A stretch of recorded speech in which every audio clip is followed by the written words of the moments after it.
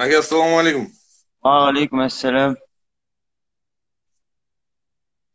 Қайырлы кеш. Дауысым естіліп тұр ма? Я, естіліп тұр, жақсы естіліп тұр.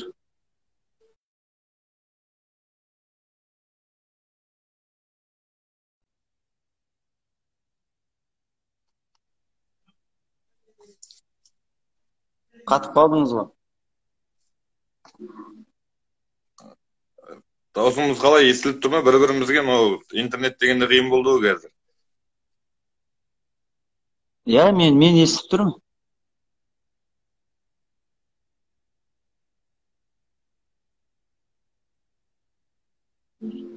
Маған сіздің дауысыңыз естілмей жатыр қазір. Сіз мені тамаша естіп тұрсыз ба? Я, мен жақсы естіліп тұрмын. Әдемі шығып тұр.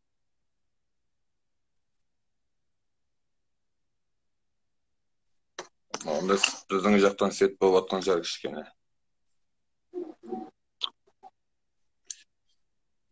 Жақсы, Мәке, қайырлы кеш. Кеш жарық болсын сізге. Кеш жарық, кеш жарық. Мынау Алматы қаласы жастарға қолдау көрсету орталығы шығармашыл жастар фестивалі жобасы бойынша бүгін өзіңізбен кешкі эфирге шығып отырмыз, тікелей сұхбатқа шығып отырмыз. Жалпы өзіңізді бір ауыз сөзбен қалай таныстыруға болады? Камал Мақсат, Қазақстан мемлекеттік қуыршақ театр актері, мәдениет саласының үздігі, режиссер көмекшісі, және де біз білмейтін Мәкеңнің тағы қандай қырлары бар? Кеш жарық тағы да. Мен осы театрда дәл қазір сол театрымның қара шаңырағында отырмын. Фойесінде отырмын. Мақсаттың басқа басқа адамнан ерекшелігі деп алатындай бір ешқандай ерекшелік жоқ.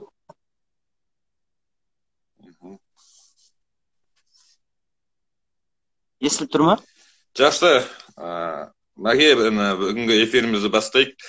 Сізге алғашқы сұрақты былай келіп отыр. Біреулер айтады, театр үлкен теңіздей тұңғиық өнер дейді. Театрдың мәдениеті вешалкадан басталады деген сөз бар ғой. Жалпы сіз өзіңіз театр деген сөзді қалай сипаттап бересіз?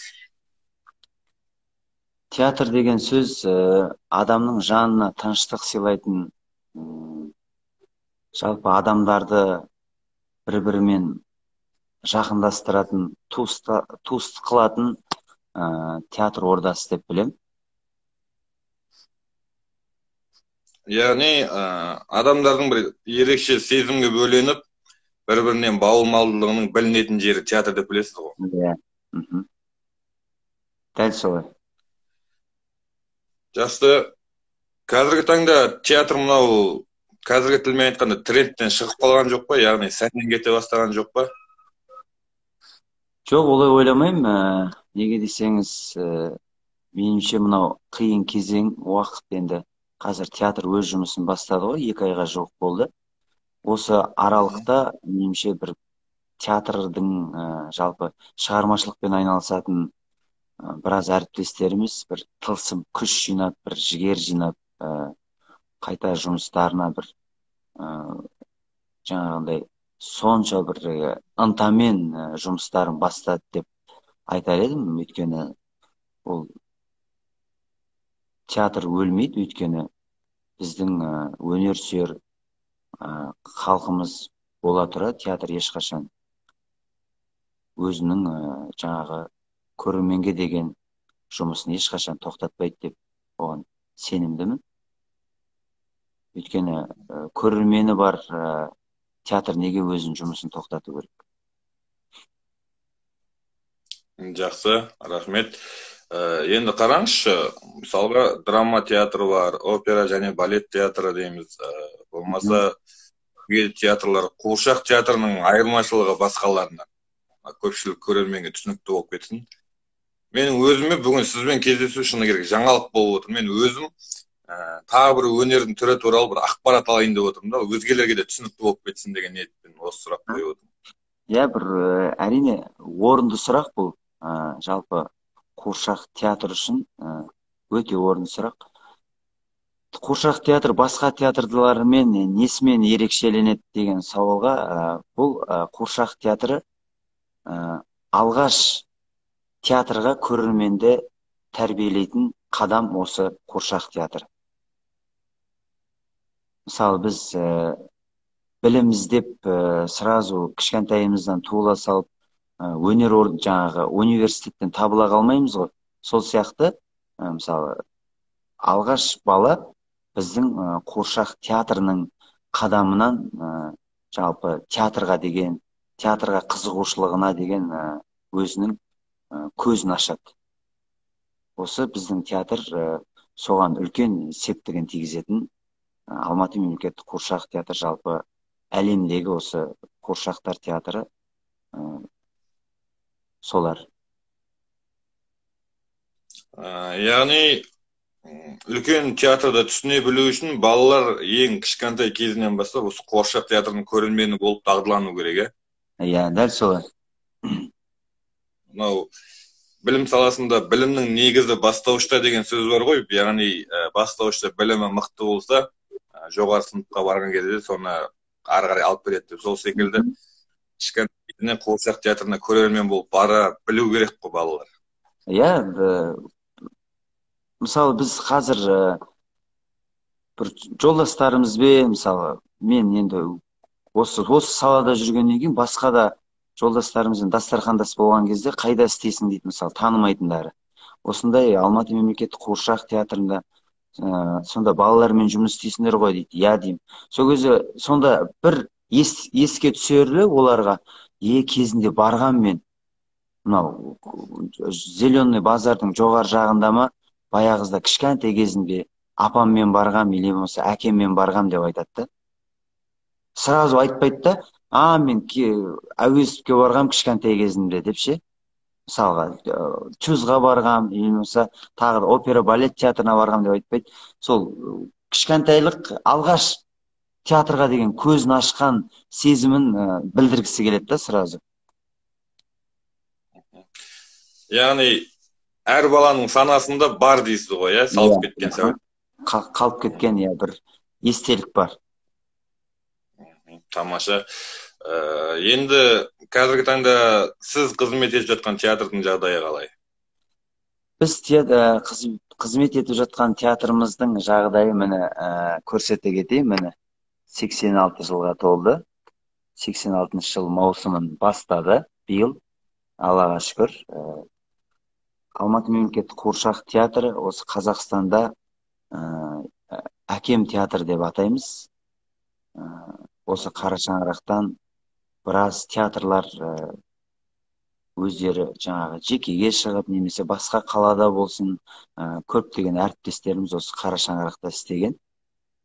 Қазіргі жағдайымыз өз көрермендеріне осы қиын қыстау кезеңнен кейін өзінің жолын тауып, жұмысын ары қарай жалғастырып жатыр. Қойған жоспарлар бар. Енді қазір шыны керек, жоспарымыздың барлығы 50-де 50 болып тұр. Неге десеңіз, қалай болады, ертеңгі күн қалай болады деген сияқты. Қазір бізде 100 адамға дейінгі рұқсат берілді. Бейсенбіден жексенбі аралығында 4 күн күніне 2-3 қойылымнан ойнап жүрміз. Жалпы жаңа сөзіңізді айтып қалдыңыз ғой, жекеге шыққан деп. Осы мемлекеттік театр деген аты болса да, бір риза болған көрермендеріңіздің мен осы кішкентай кезімнен осыны көріп едім, осы театрмен сусындап едім деп бір қаржы құйып жатқан болмаса, сол сіздерде театрда қызмет етіп артынан бір жеке театр ашып жатқан адамдар бар ма негізінде? Енді дәл енді менің өзімнің өмірлік жолымда ондай дәл кездестірген жоқпын. Біз бөлек мен театр аштым деп былай. Енді бір андай қосымша бір осы театрдың бір өзінің жаңағы маманы ретінде бір кейде болады, бір қосымша бір жұмыстармен айналысатын әріптестеріміз. Мысалы бір ұсыныс түседі ғой, осындай балалардың көңілін көтеру керек деген сияқты бір ұсыныстар болып жатса, әрине өздерінің бір-бірімен келісімі арқылы олар сондай жұмыстарды атқарып жатыр. Ал жеке театр ашқан әлі ондайды кездестіргенім жоқ, шыны керек. Осы қара шаңырақтан шыққан әріптестеріміздің барлығы басқа қалаларда, мемлекеттік театрларда өз қызметін атқарып жатыр. Тамаша. Режиссердің көмекшісіз, яғни қойылымдарға тікелей атсалысып тұрасыз, Дәл солай. Енді сіздің ойыңызша қалай ойлайсыз? Қазіргі 21 ғасырдың балалары дамып кеткен деп жатамыз ғой, кішкентай балалардың өзі болса да. Осы 21 ғасыр балалары не көргісі келеді? Сіздің ойыңызша, оларға не керек деп ойлайсыз? 21 ғасырдың балалары экшен көргісі келеді, фантастика, жалпы түрлі түсті бір яркий бір түстерге бір қызығушылықтары бір сондай бір құмар байқаймыз балалардың. Не нәрсе жаңағы ашық түсті болса, тез қабылданады. Қазіргі енді 5D формат дейміз ғой, бір сол ағымға қарай келе жатқан сияқтымыз. Неге десеңіз, өйткені балалардың қабылдауын жалпы, мысалы, ертегілерде балалар қасқыр кетіп қалды ма десең, олар кетіп қалғанын көре тұра қайттан келетін біліп тұрып, жоқ, кеткен жоқ, ол қазір келеді, шықпа әлі деген сияқты да, байқа артыңнан келеді деген сияқты. Сеніңкіремейді. Демек, балалардың ағымына да қарай жүруіміз керек.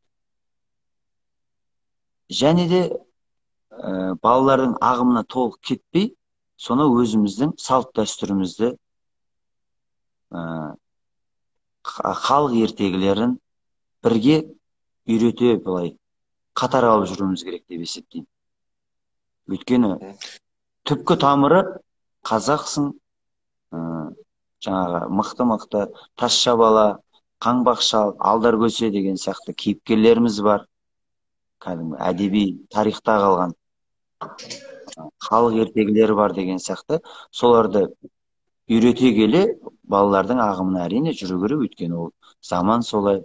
Заман міне сізбен бізді өйстіп бір экранның алдына бүйтіп өңілтіп қойған уақыт болды. Оның барлығына көнеміз. Ол уақыт еншісі енді. Мәке, кейбір оқырмандар бас бармақтарын көтеріп сізге смайликпен мына жерде біз енді мен Алматы мемлекеттік қуыршақ театрының осы Инстаграм парақшасында отырмын. Бұл жерде біздің барша әріптестеріміз, осы театрымыздың көрермендері, басқа қаладағы әріптестеріміз біразы осы эфирді тамашалап отыр.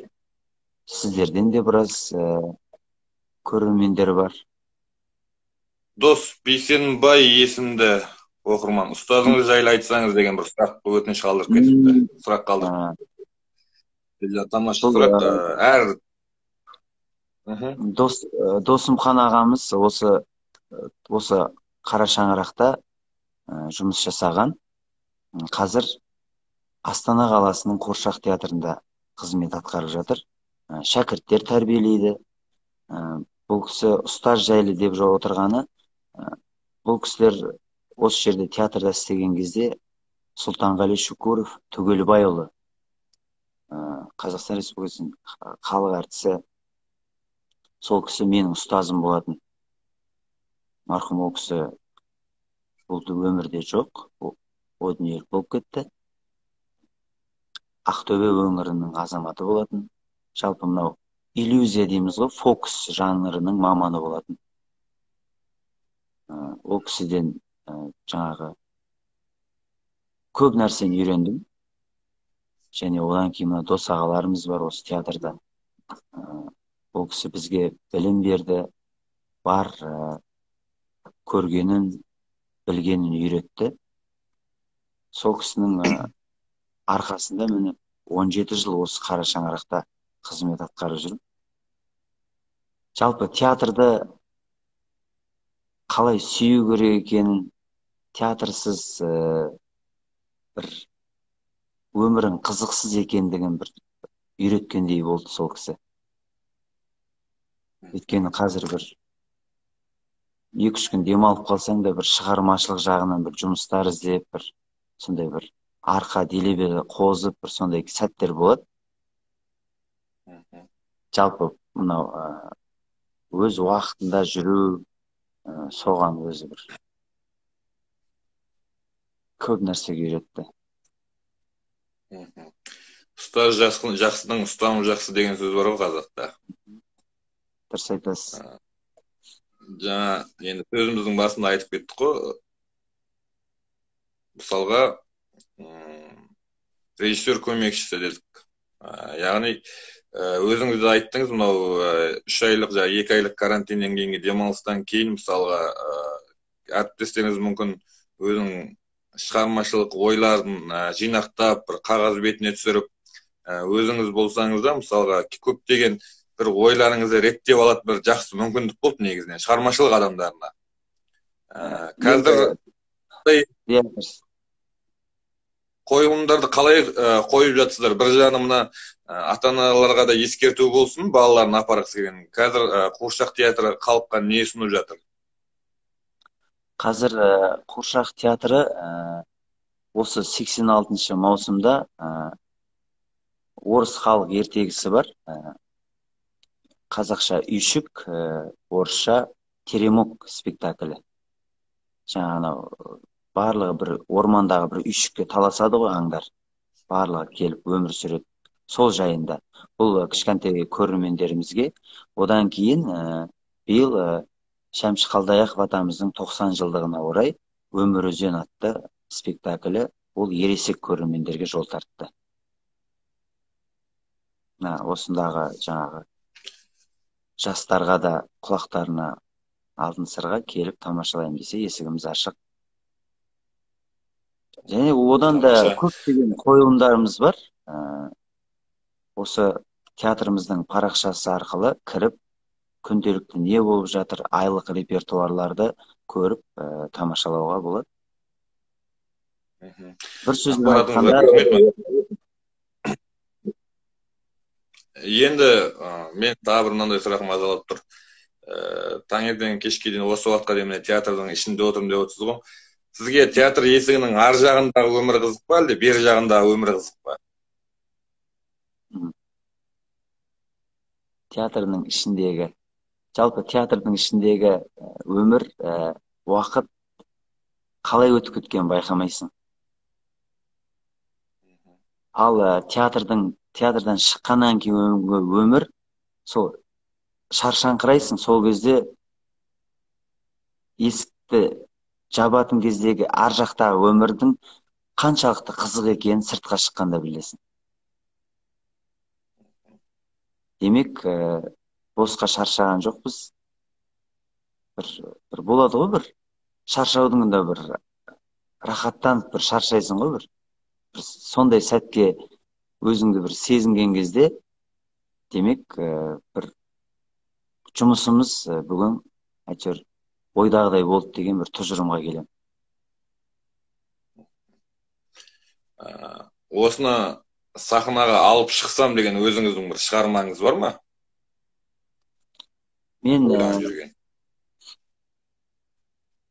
осы қазір біздің театрымыздағы Талғат Қамқабайұлы Есенәлиев басшымыздың жалпы ұсынысымен махаббат гүлі солмайды жалпы мынау студенттер күніне, қозы көрпеш баян сұлу күніне арнайы қойған қойылым бар. Студенттерге арнайы қойғанбыз. Мен сол қойылымды жастарға арнайы қойған болатынбыз. Бар енді тағы да бір арнайы бір ұсыныстармен жасалған қойылымдар бар. Ал мынау кішкентай көрермендерге енді бір жоспарлар бар енді.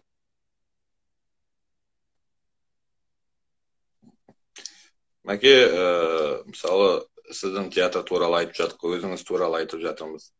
Өзіңіз қай театрдың көрерменісіз? Сіз қай театрға барған жақсы көресіз? Мен жалпы театрды талғамаймын. Егер бір қойылым болады, сол қойылым жайлы бір қазір мынау жарнаманың уақыты ғой. Жарнамасы бір керемет болып, мені сол экранның ар жағынан көрген кезде былай баурап алса, егер жарнаманың өзі, мен ол қай жерде болсын, ең бастысы уақытым болса, оны барып көруге тырысамын. Әрине бірінші уақыт қой. Ал былай талғамаймын. Енді көбінесе мынау театрымыздың жанында Ғабит Мүсірепов балалар мен жасөспірімдер театрына барамыз. Өйткені біздің қойылым бітіп, біздің жұмыс уақыт бітіп жатқан кезде ол кісілерде спектакль басталып жатады. Бір сондай бір сәтті туады. Сол кезде сол жаққа барып тұрамыз, кейде бір театрды сағынған кезде. Бір қойылымдарды бір 7-8 рет көрген кездер болды. Сол барған кезде, мысалға, театрға, шығармаларға көрермен ретінде қарап кетесіздер ме, әлде бір сыни тұрғыдан қарап кетесіздер ме? Бұл сұрақ қойып отқан себебім, жалпы қазір театрда сын айтыла ма бір-біріне? Әрине сын айтылмай мін түзелмес дейді. Ол сын болу керек.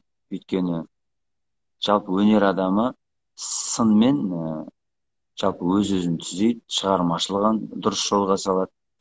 Енді біз қойылыммен барған кезде жалпы біз Қазекең көңілге қараймыз ғой негізінде. Ой, ренжімесе екен, жаңағы көңіліне алып қалмаса екен деген сияқты. Бірақ енді менің осы әріптесіме сөзім өтеді-ау, менің немді қабылдайды-ау, сынымды қабылдайды-ау десең, әрине өзің ойыңды айтасың. Бірақ қажет десең аларсың, қажет демесең былай сыртқа сырып қоясың деген сияқты қылып, әдемілеп, майлап жеткіземіз ғой. Тігісін жатқызып. Өйткені ал біздің көрермен қандай? Біздің мына театрымыздағы көрермен, олар ондай көңілге қарамайды олар. Мысалы, балалардан жаман нәрсені жаман деп айтады. Ұнамаса ұнамады деп айтады. Ой, мынау маған әкеп тұр екен ғой, көңіліне қарап жей салайшы, бірақ жегім кепті, жоқ, не буду дейді, мысалы. Қажет емес деп лақтырып жібереді. Ал сондай көрермендер, ол өте талғамы жоғары. Демек, тігісіне жата алмайды. Ал ересек көрермендеріміз басқалай да, көңілге қараймыз кішкене. Енді тәрбиеміз солай, ыңғайсыз болмасын, ят болмасын деген. Бағана осы, жалпы бағана емес, бұған да дейін, мысалға, сіздердің парақшаларыңызды қарап жүргенде маған бір көңіліме өте бір жаққан көрініс, көрермендердің ерекше қошеметі сахнаға деген, мынау өнерпаздарға, артистерге деген. Кәдімгідей мына шын жүректен бір өзінің шынайы ықыласын білдіру үшін өршелене шапалақ ұрып жатқан жерлерді көремін да, мысалға. Енді сіз режиссер ретінде бір жағынан, театр актер ретінде, актерға ең рахат кез қай кез сол жұмыс барысында сондай бір болатын шығар, өз-өзіңізге көңіліңіз толып кеткен бір сондай көрерменнің ыстық ықыласын сезген кездер болады ма? Ол әрине премьера ойнаймыз ғой, премьерадан кейінгі уақыт бір залдың көрерменнің қошеметімен шымылдықтың жабылғанға дейінгі бір уақыты ол ары кетсе 5 минутқа дейін болуы мүмкін. Егер қошемет соншалықты соғылып жатса, шымылдық қайта ашылады кейде. Сол кезде бір, өйткені ол жұмыс әрқалай болуы мүмкін. 2 ай болып жүруі мүмкін, 3 ай жүруі мүмкін. Ол кезде қанша қиын кезең, жаңағы түсініспеушілік жағдайлар болып жатады. Мына жұмыс тоқтасын, кейінге жасаймыз деген бір сырт тастайтын кездер болады. Мысалы, енді адамбыз ғой, кейде бір 99-90% біткен кезде әріптестер енді бір кейде бір ауырып қалып, бір болады ғой, енді неше түрлі нәрсе. Сондай сәттерде соның барлығын жеңіп, бір қошеметке неужели жеттік қой деген кезде бір сол сәт бір керемет сәт. Жаңа режиссердің шақырып қошеметімізді білдіріп жатқан кезде нағыз сол өнер адамының жұмысының жемісі сол уақытта.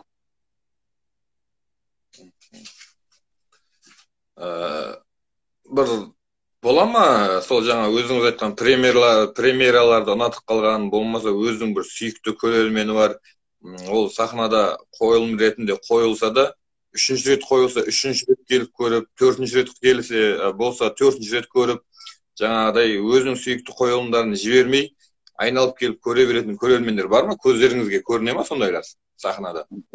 Иә, бар, бізде театрымызда бар, бір көрермендеріміз бар, арнайы өздерінің жаңағы шоколадтарын алып келіп, тәттілерін алып келіп, қойылым біткеннен кейін сахнаны айналып жаңағы әртістерімізге ұсынып жатады. 3-ші рет көрдік, 4-ші рет көрдік деп, демек қайталап көріп жатыр.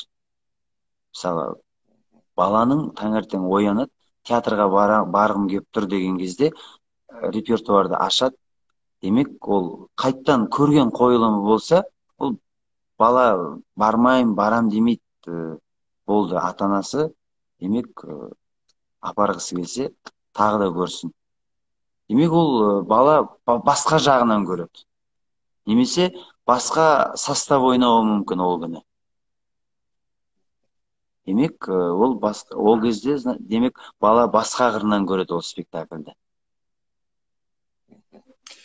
Тамаша, енді жаңа айтып жатсыз ғой, бала театрға көргісі келсе, ол қалай да келеді деп. Осы театрдың тәрбие саласында беретін тағылымы қаншалықты? Балаға деген ба? Иә, балаға да болсын, ата-анаға да болсын, жалпы театрдың мысалға адам санасына беретін тәрбие жағынан тағылымы қаншалықты деген сұрақ. Өте орасан, өйткені адам театрға келген кезде бір театрға келген адам, бір қойылымды көрген адам, бір целый кітапты оқығанмен бірдей дейді ғой. Бір толықтай пьесаны оқығанмен бірдей. Мысалы, сен үйде бір пьесаны алып, бір романды алып бітіріп тастамайсың ғой. Ал бұл жерде 45-50 минут, мысалы, 1 сағатқа дейінгі толық сыйдырып 3 бөліммен, жаңа басы, ортасы, аяғы бар.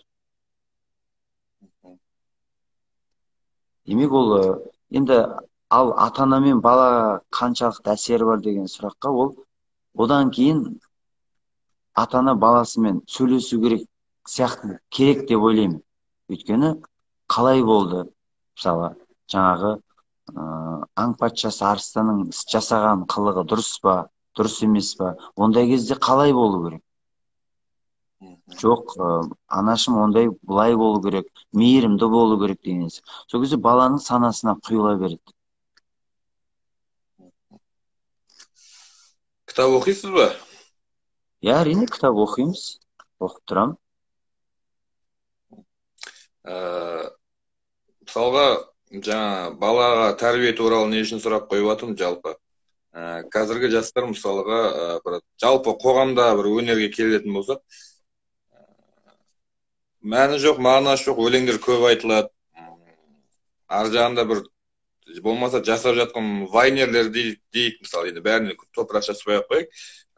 Өзінің видео блогын түсіріп жүрген адамдар болсын, мәні жоқ, мағынасы жоқ, басы жоқ, аяғы жоқ, бірдеңелер түсіріп жатады да.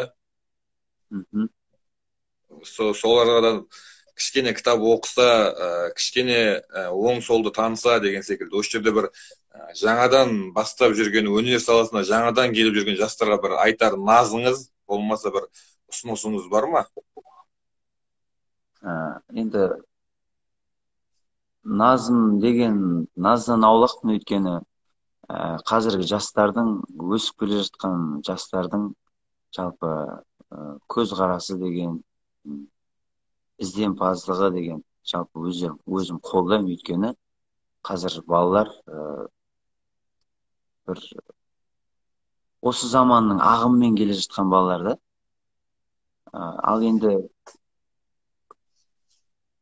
жеңіл жолға қызықпау керек.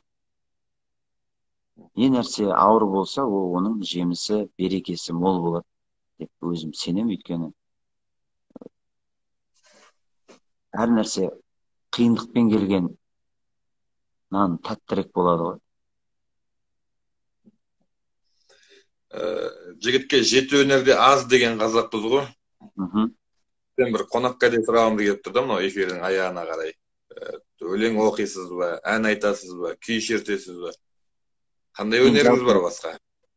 Аспапқа жоқпын, ән шырқаймын, өлең оқимын. Енді біз театр жаңағы азаматы, өнер адам болғандықтан енді біз андай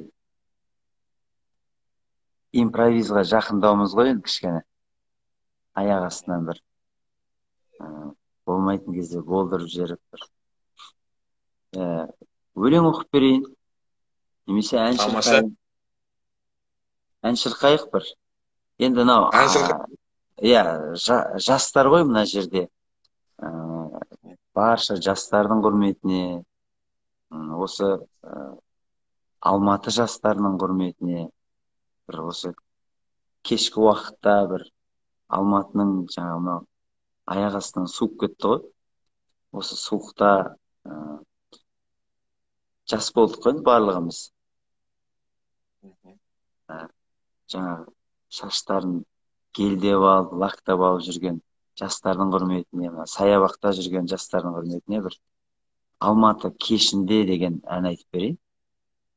Қабыл алсын жастар.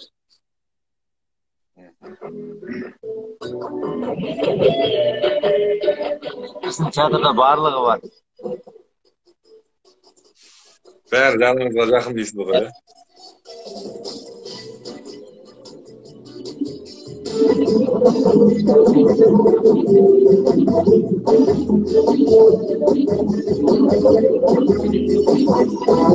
Алматыма қарашы, ғашықтарды әдемі қаласы, көздеріне қарашы, нұры беспе таулар мен таласы. Алматымыздың қала, әсем әуе, ажарлы нұр қала, сендігеден бұл қала, құлпынады, ерекше қылмана. Бәрі есімді есімде, көлімдегі көктемді есімде, сені ғана сүйемін, сені сүйемін, Алматыны кешірде. Бәрі есімді есімде, көлімдегі көктемді есімде, сені ғана сүйемін, сені сүйемін, Алматыны кешірде. Алматымыздың қала, әсем әуе, ажарлы нұр қала, үйлеріне қарасаң, толы беске таулар мен таласы. Almatıma karşı doğru keskin Anneme havası Gözlerimi kararsan doğru keskin Şöyle kanalı Berber yüzünü yersine Kulübü geçine Senin ana sürümde Seni sürümde Almatıma yaşımda Berber yüzünü yersine Kulübü geçine Senin ana sürümde Seni sürümde Almatıma yaşımda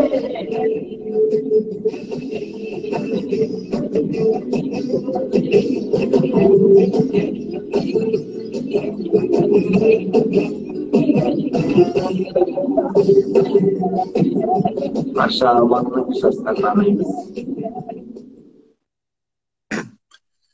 Тамаша, Мәке, мына біраз адам өзінің бағасын да беріп тастады, бас бармақпен де беріп жатыр, жарайсың дегенде пікірлер айтылып жатыр. Енді Мәке, бүгін бізге арнайы уақыт бөлгеніңізге шындық керек, мыңда бір рахмет. Соңғы сұрақ болсын, осы біздің өнер адамдарына қойылатын дәстүрлі сұраққа айналып кетті. Өнерге жолшыбай келдіңіз бе, әлде жолаушы болып келдіңіз бе? Жолаушы болып келдім. Жолшыбай келген жоқпын, өйткені бала кездегі мақсат сол өнерге деген бір қадам жақын болды.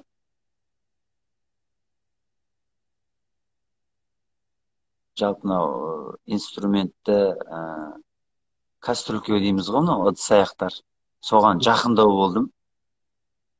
Үйге 2-3 адам басы қосылса тақырлатып, миды жеп жаңағы сондай бір тентектеу болсам керек.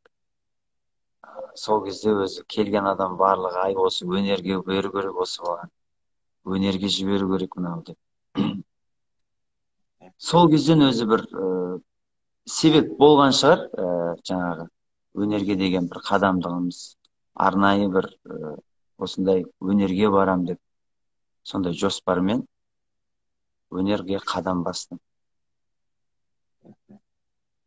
Яғни мақсаттың балалық арманы да өмірлік мақсатты өмірмен байланысты дейсіз ғой, иә? Иә. Жақсы, жалпы творчестволық табыс тілеп жатыр сізге, Мәке. Иә, әріптестеріміз Гүлім Рахимова деген актриса осы театрымыздағы. Тамаша, Мәке, өзіңізден осы оқырмандарға деген бір жылы лебіз бір тілек болсын, сонымен эфирімізді аяқтасақ. Мына жігіт тілек айтсын. Мына жігіт. Құрметті жастар, мынау қыстан жаурамас үшін, мен сияқты мынандай ірі болу үшін, спортпен шұғылданыңдар. Спортпен. Шығасың, әңгімең жараспаса, бір ұйықтатасың. Болды. Ал, жақсы күндерде қауышқанша. Бұзық болмаңдар, жастар. Өмірге құштар болыңдар. Мынау бізде спорт қожа спектакліндегі жаңағы арнайы шетелден келген боксшымыз түрі де айтып тұрмыз. Тамаша, Мәке. Мынауыңызбен сіз бір былай айтқанда әдемі жарнама жасап кеттіңіз. Менің өзім анадан кейін пікірлерді көруге бір қызығушылық оянып кетті да маған. Иә, театрымыздың есігі ашық беріңіздер, иә. Әрдайым қуана қарсы аламыз. Жақсы күндерде қауышқанша. Шығармашылығыңызға табыстар тілейміз. Еңбегіңізге беріңіз. Қашанда көрерменді тамаша қойылымдарымен қуанта беріңіздер, қуыршақ театры жасай берсін. Аумин, рахмет сіздерде жастарды қолдап, жебеу болып, дұрыс жолға салып, әрдайым қамқор болып жүре беріңіздер.